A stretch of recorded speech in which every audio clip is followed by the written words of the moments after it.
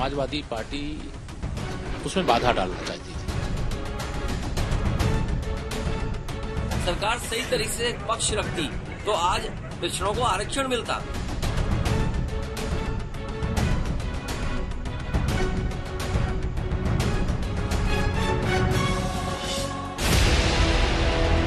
UP में नगर निकाय चुनाव के लिए हाईकोर्ट का आदेश आते ही सियासी हमलों का शोर शुरू हो गया।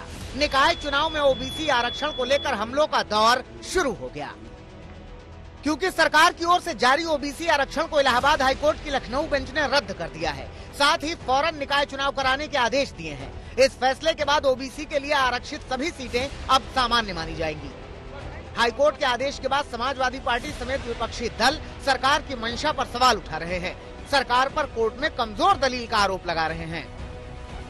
सब प्राइवेट कर रहे थे कंपनियां, एक एक करके बेच रहे थे। अगर सब सरकारी कंपनियां बिक जाएंगी, नौकरियां नहीं निकलेंगी तो अंतर्गत आरक्षण खत्म। बिल्कुल। तो और यहाँ तो दिखाई दे गया जो आरक्षण मिलना चाहिए था, अगर सरकार सही तरीके से पैरवी करती, सरकार सही तरीके से पक्ष रखती तो आज पिछड़ों को आरक्षण मिलता। अन्य पिछड़ा वर्ग का जो आरक्षण है वो हम दे करके चुनाव समय से कराना चाहते थे, लेकिन समाजवादी पार्टी उसमें बाधा डालना चाहती थी। लेकिन जो भी आदेश आया है उसका अध्ययन करके और उसके बाद के निर्णय से हम आपको अवगत कराएंगे। लेकिन अन्य पिछड़े वर्ग को जो आरक्षण दिया जाना है वह आरक्षण दिए बगैर उत्तर प्रदेश में नगरीय निकाय के चुनाव कराने का कोई विचार नहीं। बीएसपी अध्यक्ष मायावती हाईकोर्ट के फैसले को बीजेपी की आरक्षण विरोधी मानसिकता बता रही हैं। आने वाले चुनाव को लेकर बीजेपी को चेतावनी दे रही हैं।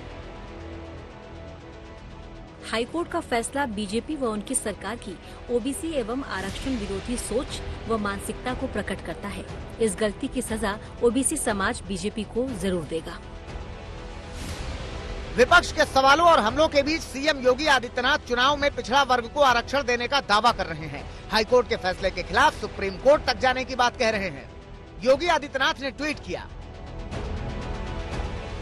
प्रदेश सरकार नगरीय निकाय सामान्य निर्वाचन के परिप्रेक्ष्य में आयोग गठित कर ट्रिपल टेस्ट के आधार पर अन्य पिछड़ा वर्ग के नागरिकों को आरक्षण की सुविधा उपलब्ध कराएगी।